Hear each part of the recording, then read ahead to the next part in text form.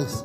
Miren, es realmente un placer y un honor para mí presentar y conversar durante esta hora que durará más o menos nuestra charla a un escritor de la talla y de la valía de Jorge Edwards, porque para muchos lectores de distintas generaciones, sobre todo de escritores hispanoamericanos, españoles, el trabajo y la trayectoria de Jorge Edwards ha significado muchísimo y se ha convertido en todo un referente. Él ha sido, nacido en Santiago de Chile, ha sido Premio Nacional de Literatura en su país, ha ganado uno de los más prestigiosos premios que hay en la actualidad, como es el Cervantes, en el 99, y tiene una larguísima trayectoria como escritor, como cuentista, además de su trabajo como diplomático, que a menudo se ha visto mezclado con lo literario. De hecho, como ustedes sabrán, una de sus novelas más conocidas,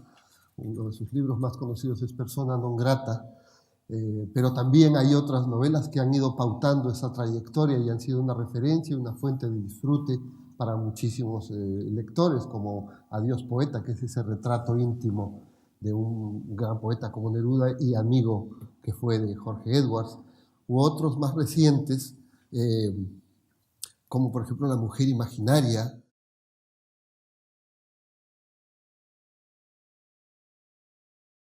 Jorge, mira, quería empezar por algo que a mí me llama mucho la atención, que es por tu generación, la llamada generación del 50, esa generación chilena que tanto ha marcado también la trayectoria de la literatura chilena y que andando el tiempo se convirtió en parte de lo que ha sido el boom. Ustedes empezaron siendo escritores que tenían unas ediciones limitadísimas y pequeñas y de pronto se convirtieron en escritores conocidos en el mundo y con grandes tiradas en la época dorada del boom. ¿Cómo fue ese proceso, ese paso? Bueno, fue un proceso de coincidencias, porque leíamos a ciertos autores, por ejemplo, que eran descubrimientos de ese tiempo, ¿no? Leíamos a Kafka, leíamos a Borges, leíamos el Neruda de Residencia en la Tierra, leíamos poemas humanos de César Vallejo, y de repente descubrimos que en Perú había un grupo que leía a esos mismos autores, y en México la misma cosa, y después en Madrid la misma cosa. Entonces había una especie de comunidad, pero comunidad no buscada, comunidad producida por el momento de la literatura, por el momento de la posguerra europea, etc. Leíamos a Albert Camus y leíamos a Sartre, ¿no? Éramos sartreanos todos y después algunos nos pusimos camusianos. Eso sí, fue un cambio, significó mucho, bastante profundo y bastante importante.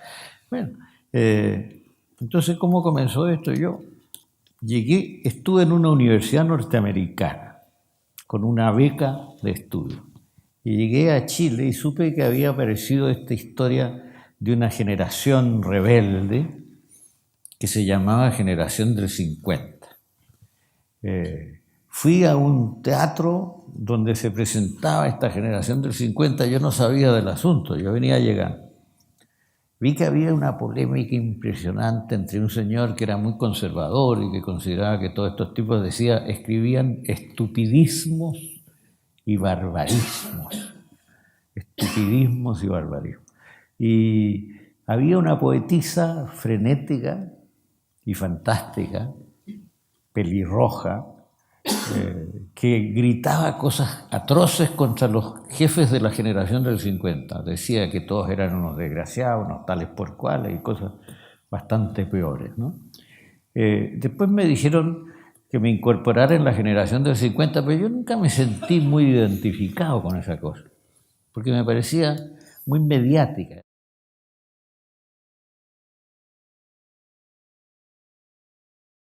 El boom es lo siguiente, mira. En Francia, por ejemplo, había una colección latinoamericana de Gallimard, pero era como un gueto, porque estaban los libros blancos de Gallimard, ahí entraba todo, la literatura universal, los norteamericanos, los rusos, etc. Y después había una colección amarilla, que era la colección latinoamericana, que era como quien dice los indios de por allá escriben cosas exóticas y se les ponen las páginas amarillas porque no alcanzan a ser clásicos, ¿no? Y de repente, sobre todo con Julio Cortázar y después con La ciudad y los perros de Vargas Llosa, los franceses descubrieron la literatura latinoamericana, muy a la francesa, porque los franceses descubrieron América Latina hace mucho tiempo. Montaigne descubrió América Latina. Montaigne leyó a cronistas de la conquista y después se escribió un ensayo extraordinario que se llama Los caníbales, sobre nosotros. Pero ese descubrimiento, Rousseau también lo hizo, es el descubrimiento de lo exótico, de lo diferente, ¿no? Del indio con plumas que de repente el indiecito escribe novelas interesantes.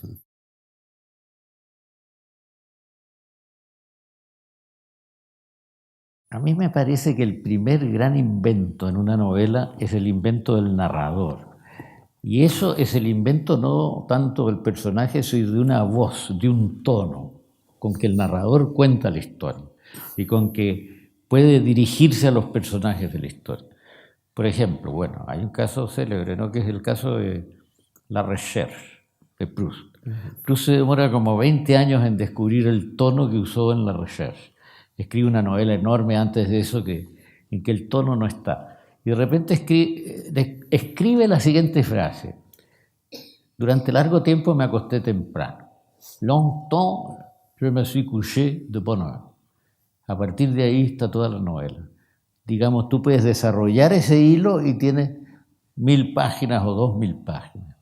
Es un misterio de la novela, pero es el misterio del tono narrativo esencial, que es el que hace que una cosa se transforme, que un artefacto verbal se transforme en literatura. Y por eso, mira, por eso yo creo que la diferencia entre la ficción y la no ficción no es lo importante. Lo importante es la diferencia entre la escritura artística y la escritura no artística. Lo importante está en la diferencia entre el escritor y el escribidor. El lenguaje del escribidor es un lenguaje funcional, es un lenguaje informativo. Y el lenguaje del novelista o del artista de la lengua, que puede ser memorialista, puede ser Rousseau o puede ser el Marqués de Sade, ¿no? Ese lenguaje es un lenguaje que tiene autonomía, que tiene poesía en el fondo.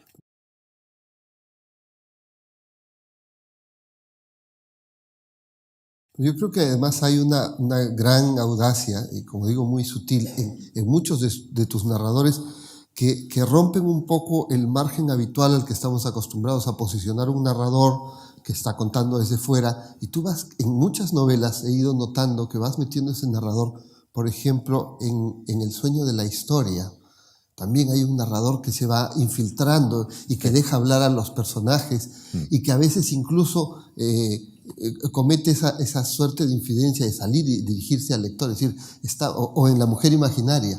Estamos en este momento siguiendo a Inés Elizalde, que va por este camino. Es decir, de pronto el narrador va mezclando. ¿Siempre fuiste consciente de esa necesidad de un narrador que se metiera por todos los resquicios de la historia, o fue surgiendo en cada novela? Fue surgiendo, pero yo fui lector en mi juventud de algo que no leían muchos de mis colegas, por ejemplo, de memoria, de diarios, de correspondencias, y de ahí salió esta idea de un narrador muy personal, pero bastante bromista, ¿no?, que aparece por aquí y después aparece por allá.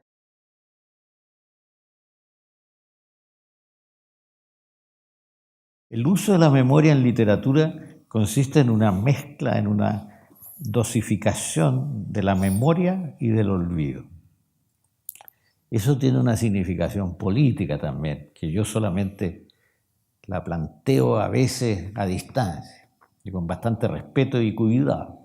Pero en la ficción y en la no ficción hay dosis de memoria, dosis de olvido, y hay algo de memoria inventada.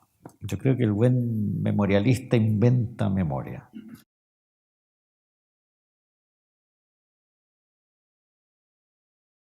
La libertad de Montaigne es una libertad también en la forma literaria. Esto es interesante, porque Montaigne es el primer surrealista, en cierto modo. Además, los surrealistas lo estudiaron. André Breton se interesó en Montaigne, porque es un tipo que escribe con mucha libertad, sin dejarse llevar por un plan preconcebido. Tiene un plan, pero lo abandona cuando escribe. Está contando una historia y se va por el lado. Y a veces se olvida de volver a la historia principal. No vuelve nunca más. Y cuando se cansa de escribir, cierra el texto. Se cansa y corta. Y termina. Y a veces pone el título y cuando empieza a escribir le interesa otra cosa y escribe algo que no tiene nada que ver con el título que ha puesto. Es una enorme libertad de escritura. Eso lo analizaron algunos de sus grandes críticos. Los mejores críticos han sido críticos de Montaigne. André Gide, por ejemplo, él dice el escritor más libre de todos, porque no está sometido a la forma. Ahora, Montaigne tiene una idea del ensayo que es un género que él inventa en Europa. Es el primero que pone ensayo al ensayo, que pone el nombre de ensayo a sus textos. Montaigne dice algo muy claro, dice, no tienen ustedes que juzgarme con mucha severidad, porque tienen que tener en cuenta que yo escribo ensayos, no escribo resultados. Una novela del siglo XIX está muy cerca del resultado, porque es una cosa armada, comenzada, desarrollada y cerrada muy escrupulosamente. Por ejemplo, Madame Bovary, ¿no? Madame Bovary es una novela impecable, pero Montaigne nunca habría podido escribir Madame Bovary y no creo que le hubiera gustado mucho, porque a Montaigne le gustaba una literatura digresiva, se puede decir, burlona, satírica, con penetraciones en los temas más serios y más duros, ¿no? A lo mejor le habría gustado a Marcel Proust.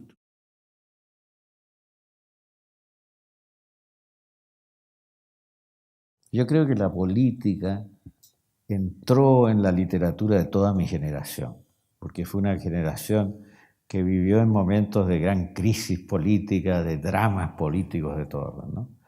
Era inevitable que entrara, pero mi intención primera nunca fue política. O sea, la política me interesó, la observé, nunca milité en ningún partido. Y siempre pensé que yo era escritor y que tenía que tener una libertad como escritor. Pues puede que me haya equivocado, pero yo veía que los escritores muy comprometidos con una acción política determinada entraban rápidamente en grandes problemas. Hay cosas que no entiendo, por ejemplo, la crisis europea actual. Bueno, hay cosas evidentes, pero hay cosas difíciles de entender. Y entonces yo pienso que es una crisis que tiene que ver con la cultura también, ¿eh? Tiene que ver con algo que ha pasado y que pasa en Europa. El otro día, cuento una anécdota. Mira, el otro día, debido a que tenemos un amigo común, me fue a ver en la Embajada en París un viejo pianista, que es un gran pianista, que es Ciccolini, Aldo Ciccolini, uno de los grandes pianistas del siglo XX. Y me dijo, y tiene 87 años, y me dijo, yo voy todos los años a Japón. Yo me quedé asombrado, porque es un hombre que anda con un bastón, qué sé yo, muy agachado, y va todos los años a Japón. ¿Y por qué? Le digo. Y me dijo por lo siguiente, porque en Occidente ya no se hace nada por defender y mantener la tradición cultural occidental.